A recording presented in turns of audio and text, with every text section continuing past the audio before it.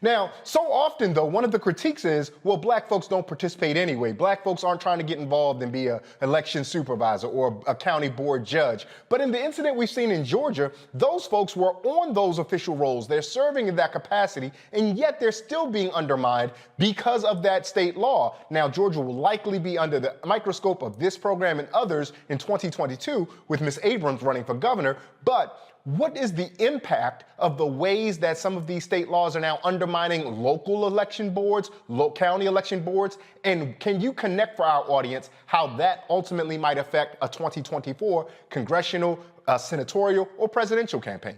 And gubernatorial, to your point about our sister Stacey Abrams running. I mean, I think one, just to make the absurdity obvious, right? This is in no small way a direct correlation to the fact that Black people in Georgia have consistently been showing up and showing out and voting. That they've been at the tip of the spear of a multiracial fight for democracy, right? We also know that Asian and Pacific Islander vote increased in the last gubernatorial election. We know that Latinx votes increased in the last gubernatorial election, and we know that this is a direct correlation, right? That Black and Brown and Indigenous and Asian descended folks have actually showed up and showed out in relationship to democracy, regardless of what party they voted for. And folks are scared of what that means, right? And when I say folks, I mean particularly white electeds on the GOP that are trying to concentrate their wealth and their power, right? By stopping other folks from being able to vote and have a say in how this country and how these communities are governed.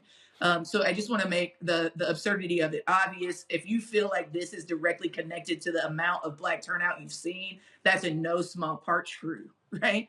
And so what I would offer is that we've got folks like Nse Ufa and Helen Butler, Latasha Brown and Cliff Albright, and so many other grassroots organizers on the ground in Georgia that are of that dirt, that are of that soil, that's grandmamas and grandpapas are there, that aunties and uncles are there, that are building grassroots movements from the bottom up to fight for democracy for all of us, right? And that they're doing it in a Black-led multiracial coalition of forces that I believe will win.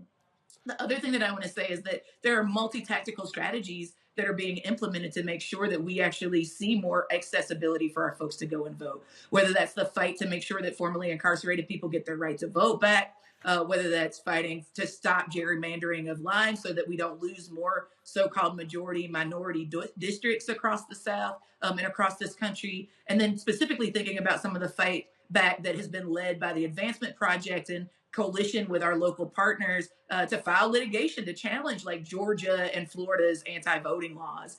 We've seen some victories in that by seeing judges actually, not allow for the dismissal of the cases, which means we'll actually get a fair chance to fight. And what we will see is that ultimately all of these unlawful purging of the scrolls, all of these attempts to stop early voting, all of these attempts to stop people from being able to vote by mail, all the attempts to stop people from being able to vote by absentee ballot. And then what we're seeing around the criminalization of people's attempts to do get out the vote work in Black communities, the attempts that we're seeing to criminalize people for giving water in these already absurdly long lines that are keeping our people from being able to practice democracy in efficient ways. All of those things that they're doing, we ultimately know will fail because we are building movements strong enough to contest it. Yeah. Right. And we're fighting to get the governance seats ourselves so that we don't actually have to fight with these people around our actual innate right to be able to vote. Right. And I appreciate the way that you brought in the judges and the judicial system, because while the language that we're taught is one of check and balance, far too often, unfortunately, we see one of cooperation and acquiescence.